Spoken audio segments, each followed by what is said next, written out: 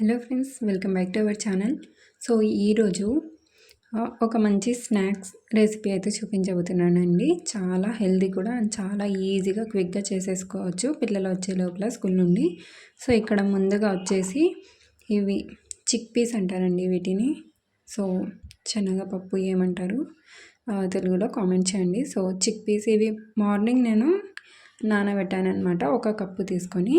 So ఇప్పుడైతే ఇలా నానిపోయి చూస్తున్నారు కదా, సైజులో అయితే డబల్ అయిపోయాయి. ఇప్పుడు వీటిని పక్కన పెట్టేసుకుందాం. ఇప్పుడు ఇక్కడ ఒక కుక్కర్ పెట్టేసుకున్నానండి. సో కుక్కర్లో అయితే చాలా క్విక్గా అయిపోతుంది. కుక్కర్ పెట్టేసుకొని అందులో ఆయిల్ వేసేసుకోవాలి. 1 టేబుల్ స్పూన్ వరకు ఆయిల్, చాలా ఎక్కువగా వేయకూడదు, తక్కువగానే యూస్ చేసుకోవాలి ఆయిల్. ఆయిల్ హీట్ అయిపోయిన తర్వాత ఇందులో 1 ఆనియన్ అండి, ఒక చిన్న సైజు ఆనియన్ కట్ చేసేసుకొని వేసేసుకోవాలి. సో ఇలా సన్నగా కట్ చేసుకోవాలి.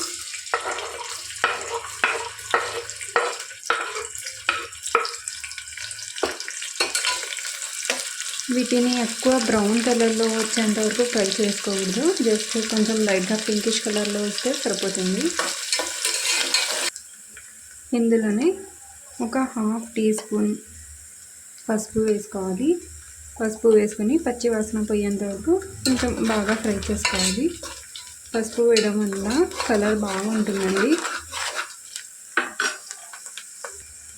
సో ఆనియన్స్ అయితే ఫ్రై అయిపోయాయి. ఇప్పుడు ఇందులో 1 టమాటా అనేది, ఒక మీడియం సైజ్ టమాటాని కట్ చేసి సన్నగా ఇలా వేసేసుకోవాలి.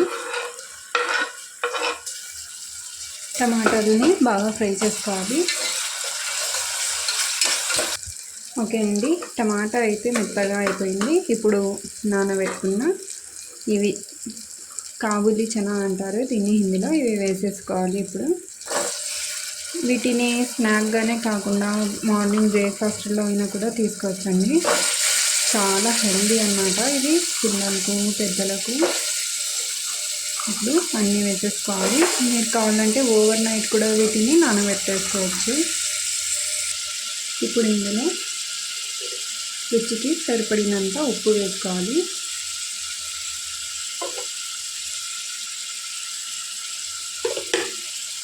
అలాగే 1/2 టీ స్పూన్ కన్నా కొంచెం తక్కువగా కారం, చిన్నపిల్లలు తింటారు కదండి. సో కారం ఎక్కువ కారంగా అయిపోతే పిల్లలకి కష్టం మరి. సో చూసి వేసుకోవాలి కారం.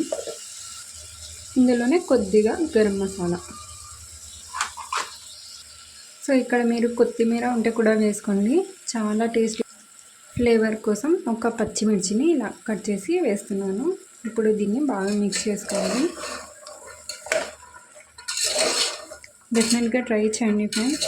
మీరు కావాలంటే దీన్ని ముందుగా ఈ చిక్ పీస్ని బాయిల్ చేసుకొని అయినా చేసుకోవచ్చు, బట్ నేనైతే డైరెక్ట్గానే చేసేస్తాను కుక్కర్లో.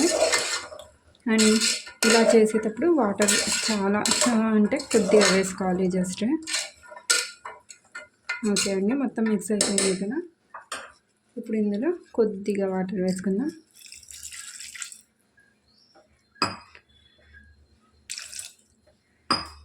ఓకే, సో చూస్తున్నారు కదా, చాలా తక్కువగా వాటర్ వేసాను, సరిపోతుందండి. 1-2 విజిల్స్కి పెట్టేద్దాం. ఇప్పుడు కొత్తిమీర ఉంటే ఇంకా మంచి ఫ్లేవర్ వస్తుందండి, బట్ నా పాట్లో అయితే కొత్తిమీర అయిపోయింది. ఓకే, ఒక 2 విజిల్స్ వచ్చేంత వరకు వెయిట్ చేద్దాం. ఓకే ఫ్రెండ్స్, సో 2 విజిల్స్ తర్వాత మొత్తం ఆవిరిపోయిన తర్వాత కుక్కర్ లిడ్ తీసేసుకోవాలి.